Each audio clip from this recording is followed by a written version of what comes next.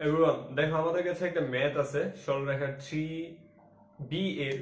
বলছে কি 1 2 এবং 3c বিন্দুদ্বয়ের সংযোগ সরলরেখাকে যে বিন্দুটি 2 3 অনুপাতে অন্তর্বিভক্ত করে, কি করে অন্তর্বিভক্ত করে তার স্থানাঙ্ক কত।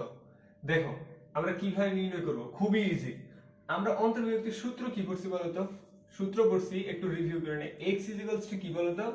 প্রথম হচ্ছে m1 প্লাস m2, এখানেও হচ্ছে m1 প্লাস m2, এখানে কি হবে x2, এখানে x1।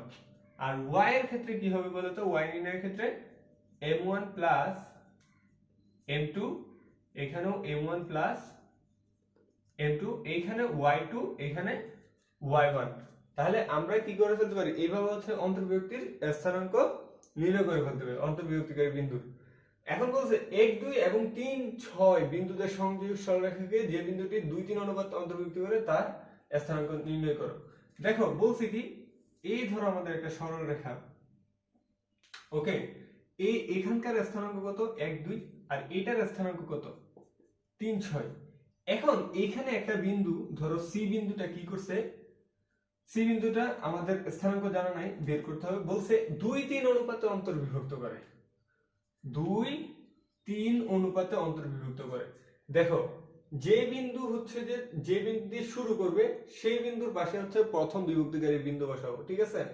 1 2 বিন্দু দিয়ে শুরু হয়েছে ম্যাথটা, তাই 2 বসবি কার পরে? 1 2 বিন্দুর পরে, বুঝতে পারছো? তারপরের অংশ বসবি কত?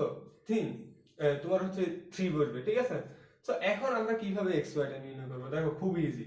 এটা কি, এটাকে আমরা অ্যাজিউম করব, যেটা দিয়ে শুরু হয়েছে সেটা হচ্ছে অ্যাজিউম করব কি x1 y1, এটাকে অ্যাজিউম করব x2 y2। ওকে, তাহলে দেখো আমাদের ম্যাথ হয়ে গেছে। তাহলে x কি, x1 y1 নির্ণয় করব। তাহলে x প্রথম হচ্ছে 2 3, কি 2 3, এখানেও হচ্ছে 2 3, x2 কত বলো? x2 হচ্ছে যে 3, x2 কত? 3, আর y2 কত? x1 কত? 1, বুঝতে পারছো? তাহলে এখন কি বলতো, 2 আর 3 হচ্ছে 5, 3 দুগুণে 6, 6 আর 3 কত? 9, 6 আর 3 হচ্ছে 9, তার মানে কি 9/5। x কত? 9/5। এবার y সমান কি বলতো? সিমিলার 2 3, এখানেও 2 3। তাহলে প্রথম হচ্ছে y2 কত?